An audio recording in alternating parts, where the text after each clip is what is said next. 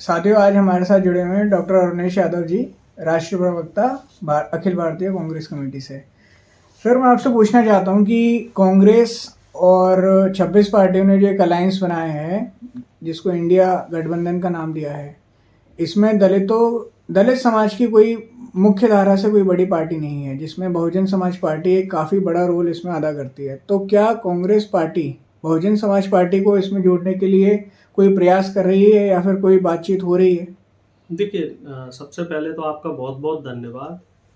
दो बातें हैं जो आपके सवाल से जुड़ी हुई हैं जिन्हें मैं कहना चाहूँगा। पहली बात जो आपने कहा है कि पार्टी का जो गठबंधन है 26 दलों के साथ है, निश्चित तौर पे, और उसमें ज़्यादातर क्षेत्रीय दल हैं। और क्षेत्रीय दलों में जो पार्टियां हैं, चाहे वो बहुजन समाज पार्टी भी एक क्षेत्रीय दल है, तो नहीं, पर कांग्रेस पार्टी मैं ने उसी कभी सवाल पे आ रहा हूँ।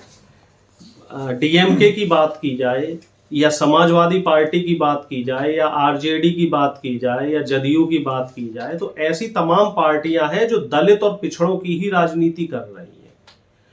अब इसमें ये देखा जाए, अगर हम अपनी पार्टी की बात करें खास तौर से, तो हमारी पार्टी में अभी जो राष्ट्रीय अध्यक्ष है श्री खड़गे जी, वो एक दलित चेहरा है। और निश्चित तौर पे दलित और पिछड़ों की राजनीति ही इस समय आगे आने वाली राजनीति का भविष्य है। और मैंने पहले भी कई बार मर्तबा कहा है कि बहन जी को हमने प्रस्ताव भेजा हुआ है। बहन जी अगर इंडिया गठबंधन में शामिल होती हैं तो उनका खुले दिल से स्वागत है। ये बात अलग है कि बहन जी की तरफ से अभी तक कोई संतोषजनक जवाब नहीं आया है। अब क्या वजह है, एक बार उधर से कोई जवाब आए, उनकी तरफ से कोई प्रतिक्रिया आए या उनका कोई प्रतिनिधि मिलने की बात करे तो हम आगे बात बढ़ा सकते हैं। क्योंकि जब तक उधर से कोई जवाब नहीं आता है तब तक, क्योंकि हमने खुले मन से सभी दलों का स्वागत किया है, सभी को इनविटेशन भेजा गया है, और अगर बहन जी की तरफ से कोई जवाब आता है तो निश्चित तौर पे उनको पूरा सम्मान दिया जाएगा। क्योंकि इस समय दलित राजनीति में देखा जाए तो बहन जी का एक महत्वपूर्ण योगदान भी रहा है और इस समय वो उनका एक बड़ा विशिष्ट सम्मानजनक स्थान है। पर आप अपनी बातों को ही देखिए, आप बोल रहे हैं कि दलित समाज से खड़गे जी आपकी पार्टी में बहुत बड़े नेता हैं और समाज को प्रतिनिधि करते हैं। फिर आप एक तरफ कह रहे हैं कि बहन जी से हमने बात करी है, बट क्या बहन जी से बात करने के लिए खड़गे जी ने या फिर सोनिया गांधी या राहुल गांधी ने कोई अपनी तरफ से कोई कदम नहीं उठाया? कांग्रेस पार्टी ने सिर्फ और सिर्फ अपने प्रवक्ताओं को ये बात आप कैसे बता सकते हैं कि जो बहन जी से बात हुई है या बात की जा रही है तो वो किसने की है? देखिए, किसी भी पार्टी से आधिकारिक रूप से पार्टी की तरफ से कोई चिट्ठी जाती है तो वो अध्यक्ष की तरफ से ही जाती है। तो खड़गे साहब की तरफ से ही बहन जी को चिट्ठी गई है, लेकिन अभी तक उस चिट्ठी का में ऐसा कुछ नहीं, कई बार हुआ है, लेकिन ये दुर्भाग्य की बात है ना कि मीडिया इस बात को नहीं दिखाता। तो आप हमने जो है कांग्रेस पार्टी सबूत देना कि कांग्रेस पार्टी ने सबूत तो हम किस किस चीज के दें, हम किस किस चीज के सबूत दें? आप हमें ये बताइए, यहाँ कोई हमने क्या कोई केस किया हुआ है या हमने कोई उनके खिलाफ कोई वो किया हुआ है? ये प्रस्ताव खुले मन से चारों तरफ गया हुआ था और बहन जी को भी हमने चिट्ठी भेजी थी, जिस तरीके से बाकी दलों को चिट्ठी भेजी, और खड़गे साहब की तरफ से ही वो चिट्ठी गई है। अब बहन जी उसकी तरफ से, बहन जी की तरफ से अभी तक कोई जवाब नहीं आया। हम तो उनके जवाब की प्रतीक्षा में हैं। आप हमारे चैनल पे पूरे किसी सबूत के साथ कह सकते हैं कि क्या बहन जी को या फिर बहुजन समाज पार्टी को आपकी पार्टी की तरफ से कोई चिट्ठी गई है? मैं आपको तमाम ट्वीट दिखा सकता हूँ। जब इंडिया गठबंधन की शुरुआत हुई थी, जब पहली बार बैठक हुई थी इंडिया गठबंधन की, तो उसमें एक रूपरेखा तय की गई, और उसके बाद जो दूसरी बैठक हुई उससे पहले जितने भी प्रमुख दल हैं जो लोकतंत्र बचाना चाहते हैं, जो दलित पिछड़े और सोशल जस्टिस की बात करते हैं, सामाजिक न्याय की बात करते हैं, सबको ऑफिशियली, क्योंकि बड़ा पार्टनर कांग्रेस है, कांग्रेस की तरफ से ये पहल की गई थी, तो सबको ऑफिशियली चिट्ठियां भेजी गई थी। सभी दलों को जो बीजेपी के खिलाफ रहे हैं, जिन्होंने बीजेपी के खिलाफ चुनाव लड़ा है और जिनकी विचारधारा ये है कि सर्वजन हिताय और सर्वजन सुखाय की जिसकी विचारधारा है, तो सभी लोगों को चिट्ठी भेजी गई थी। मैं आपको निकाल के वो ट्वीट्स दिखा सकता हूं, वो लेटर्स वगैरह भी आपको दिखा सकता हूं। अगर जरूरत पड़ती है तो वो दस्तावेज भी दिए जा सकते हैं और हमारी तरफ से बिल्कुल खुला साफ मन से और खुले दिल से हमने सभी दलों का स्वागत किया। अगर बहुजन समाज पार्टी इंडिया गठबंधन का हिस्सा बनती है तो क्या कांग्रेस बहुजन समाज पार्टी को अन्य राज्यों में भी समावेश करेगी? निश्चित तौर पे बहुजन समाज पार्टी राष्ट्रीय पार्टी है और अगर हमारा कोई तालमेल बनता है तो हम सम्मानजनक सीटों पे बहन जी को हम सीटें देने को तैयार हैं। और आगे का जो मुझे ऐसा लगता है कि शीर्ष नेतृत्व जो तमाम दलों के नेता हैं तो वो बैठ के उसमें बातचीत कर सकते हैं कि कितनी सीटों पे क्या हिस्सेदारी होगी, किसको कितनी सीटें मिलेंगी। लेकिन अभी तक जो एक पिक्चर है, जो मुझे जानकारी है, वो मैं आपको बताना चाहूंगा कि लगभग 450 सीटें ऐसी हैं जिसपे इंडिया गठबंधन एनडीए के साथ डायरेक्ट फाइट में रहेगा।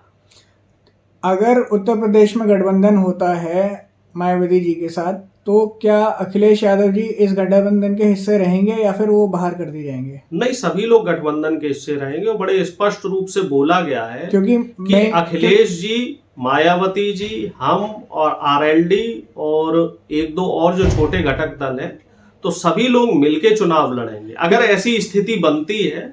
और मुझे नहीं लगता कि इसमें कोई दिक्कत होगी क्योंकि पहले भी समाजवादी पार्टी और बहुजन समाज पार्टी यूपी में मिलके चुनाव लड़ चुके हैं, हम और सपा मिलके चुनाव लड़ चुके हैं, हमारा आरएलडी से भी गठबंधन रह चुका है, पहले हमारा बीएसपी से भी पहले गठबंधन रह चुका है। का कोई नतीजा संक्रामक उस पर नहीं आया ना। आपने जब समाजवादी पार्टी और कांग्रेस ने चुनाव लड़ा तो कांग्रेस की सबसे बुरी हार हुई, समाजवादी पार्टी की बुरी तरह राजनीति में हमेशा प्रयोग होते हैं और जरूरी नहीं है कि सारे प्रयोग सफल हो जाएं।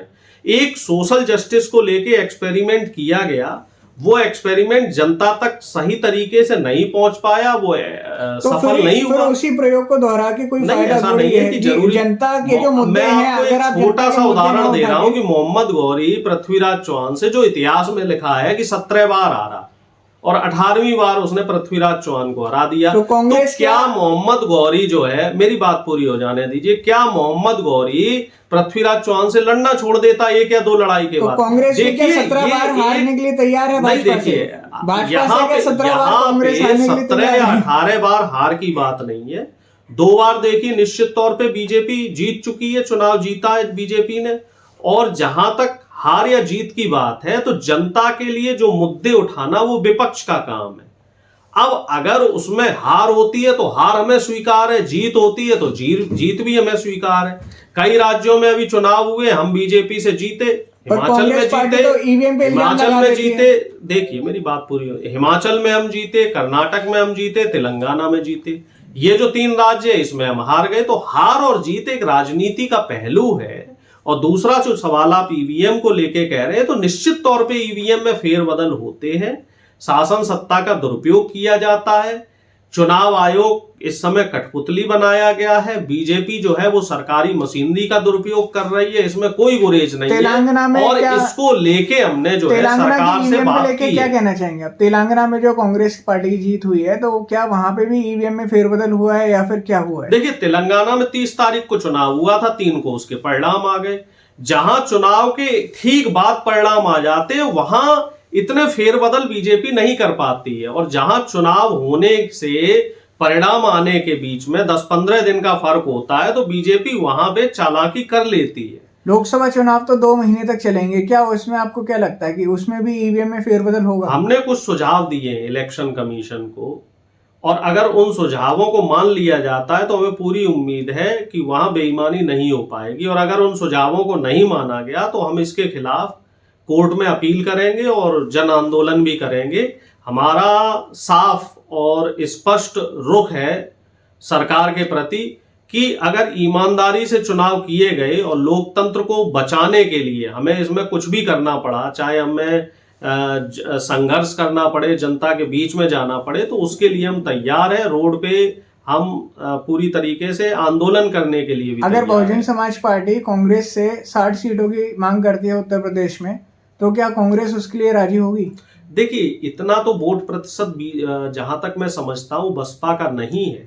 पर कांशीराम जी ने 1986 के चुनाव में कांग्रेस को जब उनसे गठबंधन हुआ था तो कांग्रेस से मैं आपको उसी बात पे आ रहा हूं। देखिए जो राजनीति में जातीय समीकरण बनते हैं या जातीय समावेश जो होते हैं या जो सीटों का जो गठबंधन होता है वो तत्कालीन वोट परसेंटेज को देख के होता है। और अगर बसपा की बात की जाए तो 2017 से बसपा का ग्राफ निश्चित तौर पे गिरा है और ये एक बड़ी चिंताजनक बात है, क्योंकि विपक्ष में, लोकतंत्र में सभी पार्टियों का मजबूत होना बहुत जरूरी है। बसपा तो और मैं साफ सकारात्मक रूप से ये कह रहा हूं कि बसपा को कैडर पे ध्यान देना चाहिए, आंदोलन खड़े करने चाहिए और एक विपक्ष की, सक्रिय विपक्ष की भूमिका निभानी चाहिए। और 60 सीटें मिलेंगी बसपा को या 80 सीटें मिलेंगी, ये तो गठबंधन के जो प्रमुख दल है वो बैठ के तय करेंगे। अब इस तरीके से हम और आप अगर यहां पे बैठ के तय कर लें और यहां बैठ के तय करने से अगर सीटों का बंटवारा हो जाए तो मुझे लगता है कि ये एक्सरसाइज बड़ी आसान हो जाएगी। लेकिन ये जो एक्सरसाइज है वो इतनी आसान नहीं है, क्योंकि 60 सीटों के लिए तो अखिलेश जी भी इतनी आसानी से नहीं मानेंगे। तो वो सारी चीजें देखनी पड़ेंगी कि अखिलेश जी कितनी सीटों पे मानेंगे, बहन जी मिनिमम कितनी सीटों पे मान सकती हैं। और निश्चित तौर पे उत्तर प्रदेश में हमारा उतना जनाधार नहीं है, तो हम किसी भी तरीके से एक सकारात्मक बातचीत के लिए बिल्कुल तैयार है और तत्पर है। चलिए ठीक है, और भी बहुजन समाज पार्टी की खबरों से जुड़ने के लिए आप हमारे चैनल को लाइक, सब्सक्राइब और फॉलो करें।